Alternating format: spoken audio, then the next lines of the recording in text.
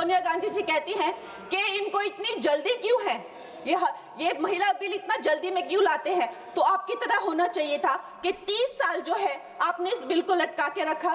अवश्य मैं इस बात से अग्री करती हूँ कि प्रधानमंत्री जी जो है महिलाओं को न्याय दिलाने के लिए जल्दी में है, क्योंकि जो काम 60 साल में नहीं हुए वो उन्होंने 10 साल में ही करके दिखा दिए।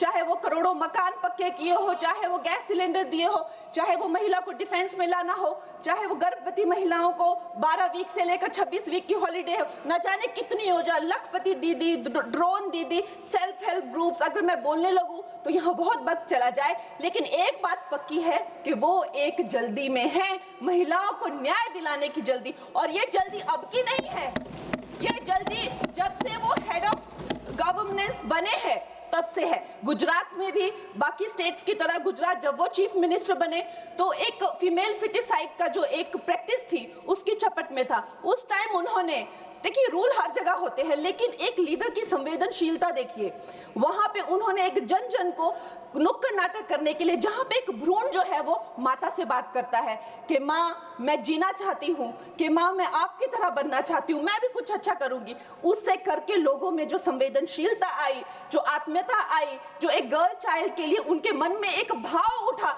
उसके करके आप देखिए इंडिपेंडेंट इंडिया की हिस्ट्री में 1000 मेल चाइल्ड पर पहली बार 1020 फीमेल चाइल्ड हुए हैं। ये प्रधानमंत्री जी की कमिटमेंट है फॉर गर्ल चाइल्ड। मैं हिमाचल प्रदेश का उदाहरण देती हूँ, हमारे पास 68 एमएलएज हैं, लेकिन सिर्फ एक महिला एमएलए है, सिर्फ एक। लेकिन बाकी देश भी इसी तरह की जो है, चाहे 8%, 9% का वेमेन इंक्लूजन, अरे मेरे को प्लीज वुमेन्स बिल पे बोलने दीजिए ना। तो अभी पूरे देश की जो असेंबली का है यही रेट चल रहा है, और ये जो दर है, इसकी जो औसताना दर है वो 9% to 8% है।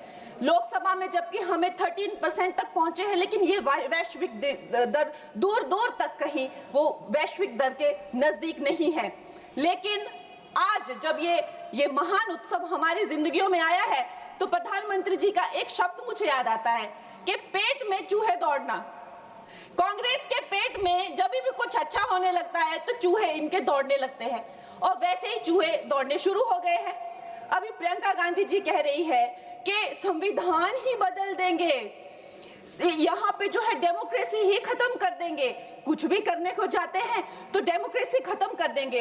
आप थोड़ा भी अगर कॉमन सेंस यूज करें कि जो लोकप्रिय नेता है, जो डेमोक्रेटिकली इलेक्टेड नेता है प्रधानमंत्री जी, जिन्हें डेमोक्रेसी ने उनकी पार्टी को लाया है, वो उस डेमोक्रेसी को क्यों खत्म करेंगे। वो थोड़ा ना कोई इंदिरा गांधी जी की तरह उनसे कोई कुर्सी ले रहा है तो उनको कुर्सी पे हक जमा के रखना है तो वो डेमोक्रेसी खत्म करनी ही पड़ेगी, ऐसी तो कोई स्थिति है ही नहीं।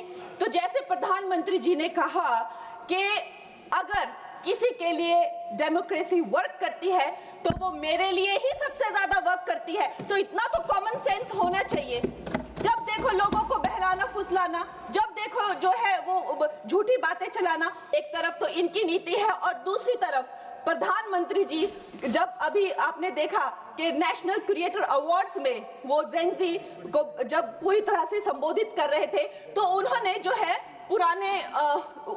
है जो वो जेनजी को संबोधित कर रहे थे तो उन्होंने जो है आधुनिक फैशन में जो है पैरेलल ड्रॉ किया, जो मिनी स्कर्ट्स होते हैं, जो ब्लॉक हील्स होते हैं, जो लेडीज के पर्सेस, एक्सेसरीज होती है, जो कोणार्क टेम्पल में जो स्कल्पचर बने हैं, और उन्हें जो है हमारे कल्चरल हेरिटेज का एम्बेसडर बनाया।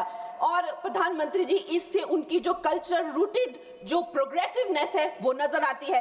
आज भारत की बेटी ये मानती है कि प्रधानमंत्री जी से बड़ा कोई भी फेमिनिस्ट नहीं है। He is the only flag bearer of feminism। और ये भारत की बेटियां जो है सदा उनकी आभारी रहेगी, जो उन्होंने भारत की महिला शक्ति में, मातृशक्ति में विश्वास दिखाया है, उसके लिए हम सदा आभारी रहेंगे। मैं